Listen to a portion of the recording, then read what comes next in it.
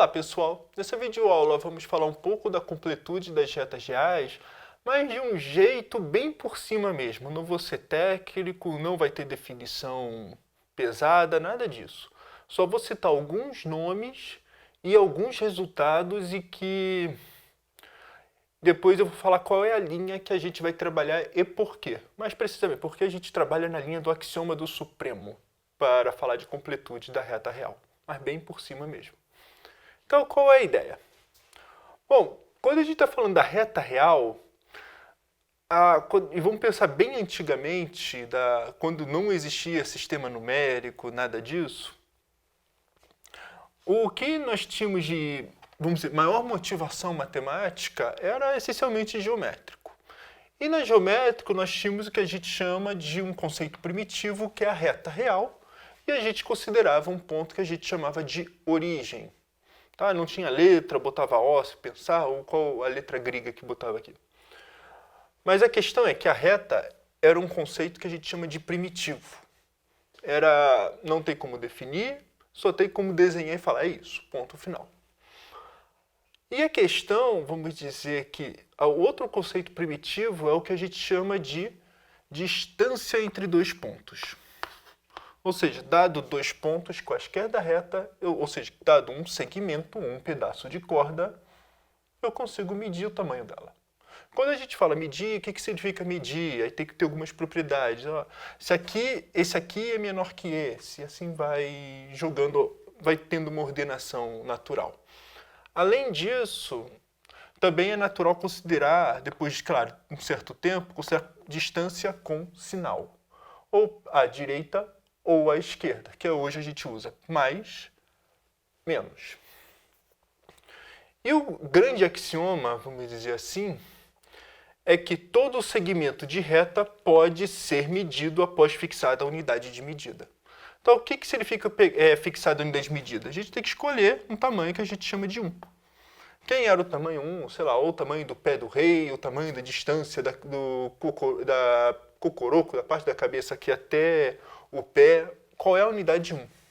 E depois da unidade 1, você tem condições de falar da unidade 2, da unidade 3, da unidade 4, ou da unidade também 1/2, 1/3, 2/3, de acordo com o tamanho do segmento. E os gregos sabiam fazer proporções, tanto geometricamente, tanto com reta auxiliar, teorema de Tales, um monte de coisa. Mas não quero entrar em detalhe nisso. Então a questão é, o que a gente quer? Toda reta, a gente tem a ideia de reta e a ideia de distâncias.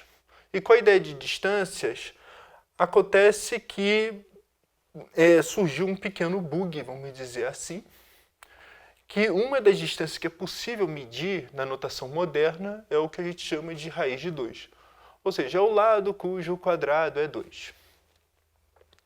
E também é provado que esse número não pode ser escrito como divisão de 2 inteiros, ou seja, esse número não é racional.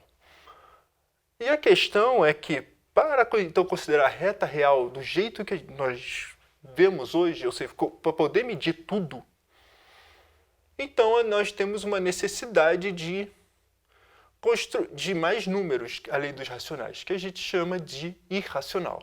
Então, o reta real nada mais é que distâncias racionais, união com irracionais. Mas o que é irracional? O que é real? É complicado dizer. É complicado construir, até fazer uma construção formal da reta real. Em algum sentido, demorou. Mas o que é irracional? Olha, irracional você nunca vai conseguir definir direito. Você vai conseguir definir, é aquele que não é racional. Ou quando você vai falar, pega um número irracional, você vai dar uma letra. Dificilmente, ou um símbolo, dificilmente você vai dizer quem é o número. Ou você vai chamar de E, de π, raiz quadrada ou raiz cúbica de qualquer coisa. Você não consegue explicitar o irracional. E nunca vai conseguir, porque, por definição, é um número que você não consegue escrever. No fundo é isso. Mas, enfim, então é um número que não pode ser racional.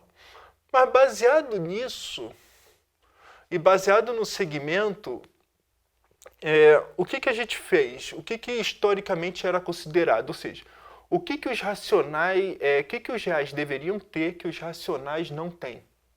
Tá? Essencialmente essa é a pergunta. Ou seja, racional, você pode multiplicar, dividir, somar, subtrair e também tem o sentido de positivo. Os reais também tem, na nossa concepção.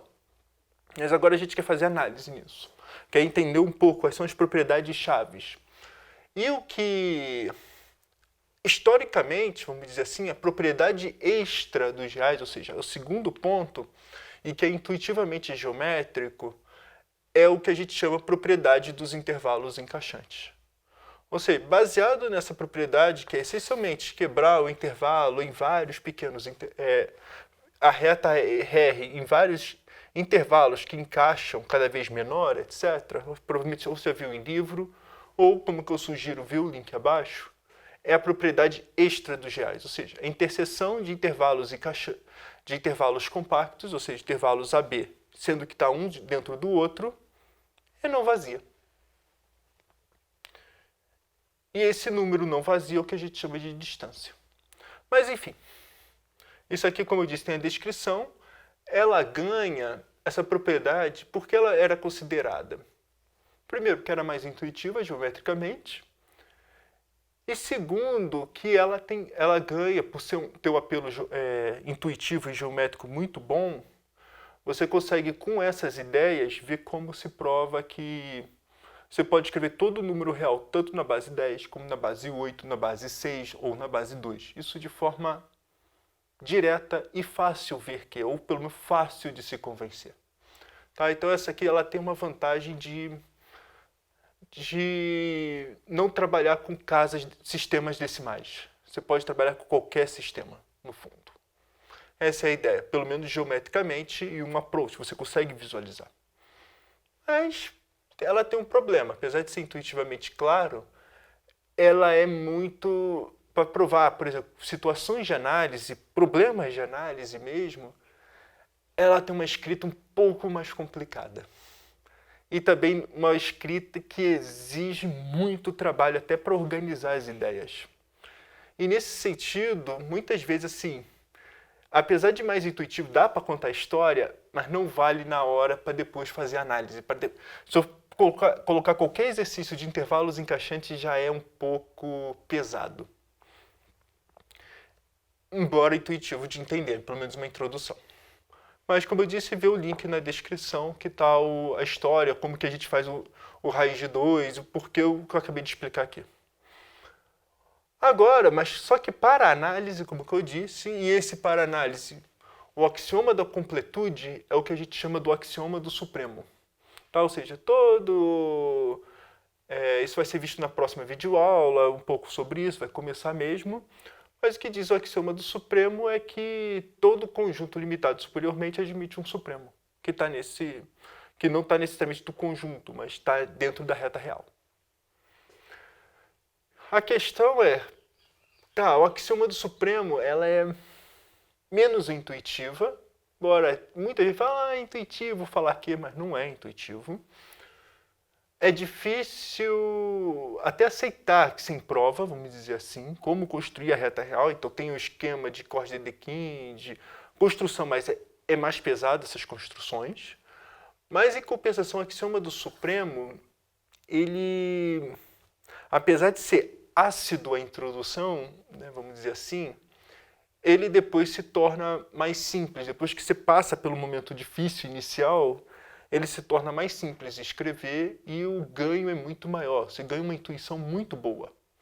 Tá? Então, por isso que muitas vezes os livros gostam de falar do axioma do supremo. E depois fica provando um monte de propriedades que a gente vai fazer também. Só que o grande tchan é que tanto esse quanto esse, apesar de serem totalmente distintos, a princípio, a questão é que, na verdade, esses dois conceitos são equivalentes. Em que sentido? Com base da estrutura de corpo ordenado, ou seja, aquela brincadeira da existência dos positivos, soma, multiplicação, que a gente fez nas aulas anteriores, vale propriedade dos intervalos encaixantes se somente se axioma do supremo. Tá? Essa propriedade também vai ser provada com o devido rigor. A questão, como que eu disse, ganhos. Intervalos encaixantes. os racionais claramente é denso aqui dentro. No axioma do supremo, não é claro, pelo menos em nível teoria prova de análise, em que os racionais é denso nos reais, por mais que a gente vê na reta real que é. Mas para provar, para ver se não está faltando nada, exige um pouquinho mais de prova, exige um pouquinho mais de cuidado para ser feito. Mas enfim, baseado nisso, nessa estrutura, ou seja, se eu fizesse todo o corpo ordenado e depois fizesse, considero minha nova propriedade essa, e fazer toda a teoria nessa, e deixa lá jogado num canto.